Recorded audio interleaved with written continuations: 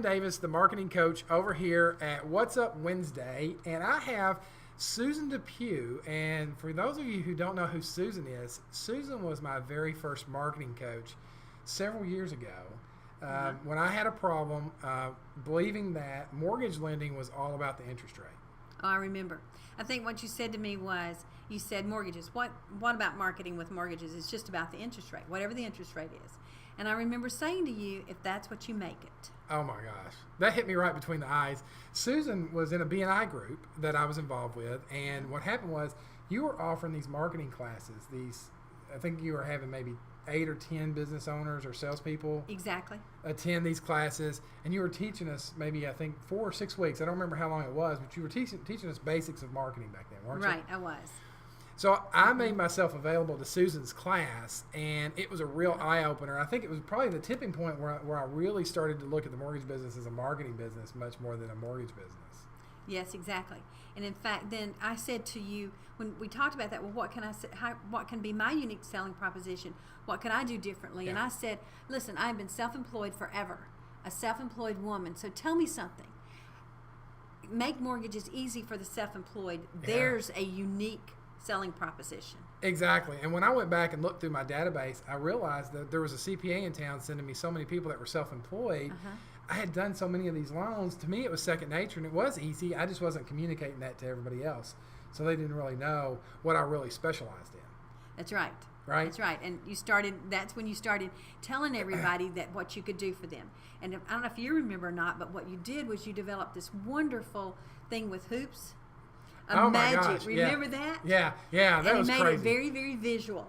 That no more hoops is what you called it. Yeah, my tagline back then was no more hoops, and I got those magic rings, and that interlock and come apart. And I learned how to do those, and so my BNI presentation, I'd be like, "Are you jumping through hoops?" And they would all be connected together, and I would do this right here, and then they'd all be spread apart and individual, and so people really liked that. And then you would go to the real estate agents and make the same presentation. Right, exactly. So I was like a magician. But remember, also we talked about people will often say, "Oh no, but I do more than just the self-employed. What about all that business I'm saying no to?" Oh my gosh! Listen, gang. Here's what would happen. This is so crazy because I thought Susan. I had a lot of respect for her, and I knew she knew marketing, and you're like guerrilla marketing certified and all this kind of stuff. But when she told me I had to be a specialist rather than a generalist, I told her that she was flipping crazy. And I remember coming home and telling Angie, going, "I'm getting ready to teach this lady about marketing. She doesn't know what she's in for having me in her class." Yeah. And boy, that was pretty arrogant on my part because you taught me an awful lot. You taught me a lot too, though. But it was really fun. And so I had lunch with Susan today, and I told her about the What's Up Wednesday videos and said, we have a question from Joe today, and Joe's question is about unique selling propositions. And what he asked us was, can you have more than one?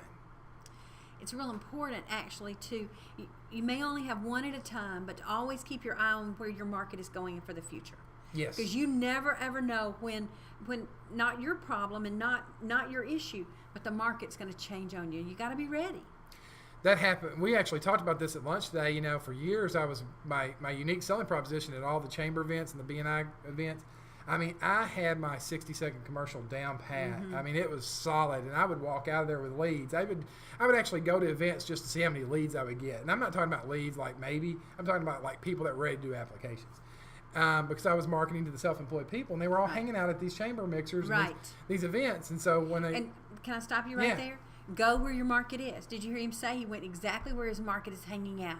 That is huge. That is very important. Go where your market's hanging out and deliver your unique selling proposition. Absolutely, and it was, and that's what I would do. I would put myself in a high visibility situation where there were people that target-rich environment. Target-rich environment. Yeah. That's what I'm talking about.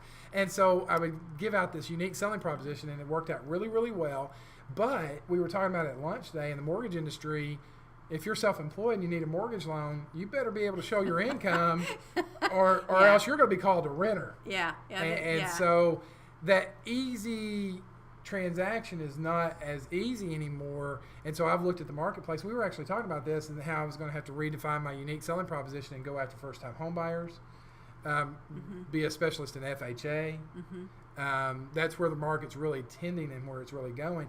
And so I thought Joe's question today about, should I have more than one unique selling proposition was really, really a great question for today's show, because you're right. You've got to have more than one unique selling do. proposition. So what are some keys to the unique selling proposition? First key is always eye to the future. You live right now, you work right now, you go for clients right now. But you always keep your eyes and ears and thoughts to where's my industry going. Okay, so if there's a major change, you're already there. pre-thinking about Yes. maybe having to make that change. Yes, Okay, gotcha. exactly. All right, That's number one. Okay. You go with number two. I did number one. Oh, okay. Number two is you have to identify with the problems and the pains of your target market. You know, you can't just say it's enough that I help people buy their first home. You have to say something like this. I'll throw one out there. Like, the problem with somebody that's renting right now is not that they want to enjoy the tax benefits or the wealth building so much as they're sick and tired of packing groceries up 3 flights of steps. Oh, yeah. You talk to the pains. You talk to the pains. Right. Or they're really tired and frustrated of having to drive around the parking lot a bunch of times to find a parking space close to their apartment. Yes, yes. Good. Or they're frustrated by their neighbors banging on the walls in the midnight hour. Right, or them banging on the yes, exactly.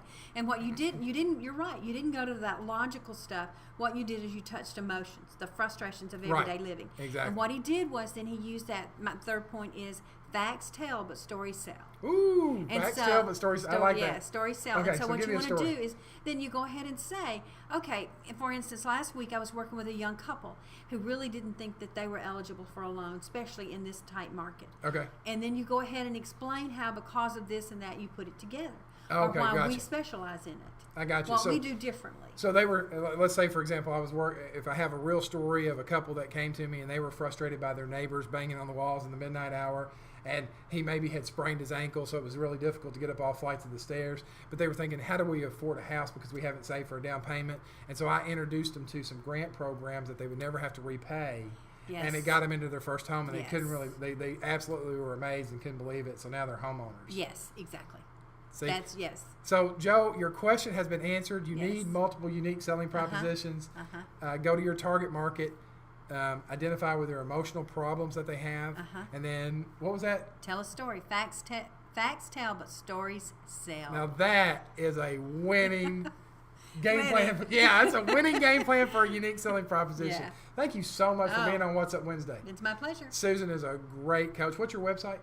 It is aimfiregrow.com. And you've got a couple of books out, too. I do. I have Aim Fire Grow out and Power Up, which I Power think Up I have a Power Up. gives you 52 weeks of a lesson a week with the follow-up workbook that goes with it. Look at that. Power Up. 52 Power Up. nuggets 52 of knowledge. nuggets of knowledge. I've got mine, and you can fill it out with your own answers. So I'm dropping things out of my book. Hey, thanks for tuning in to What's Up Wednesday. Be sure to subscribe. Tell a friend that you heard us here on YouTube at What's Up Wednesday. And maybe you can come on and do another What's Up Wednesday for us. Would love to. Awesome. Hey, keep sending your questions, Tim at CoachTimDavis.com. Go check out AimFireGrow.com and get you the 52 Power Up book. It's what? How much is it? $89.95. $89.95, and it'll change your business. So go take a look at that book, and we'll see you next Wednesday on What's Up Wednesdays. Thanks. Goodbye to you. Goodbye to you.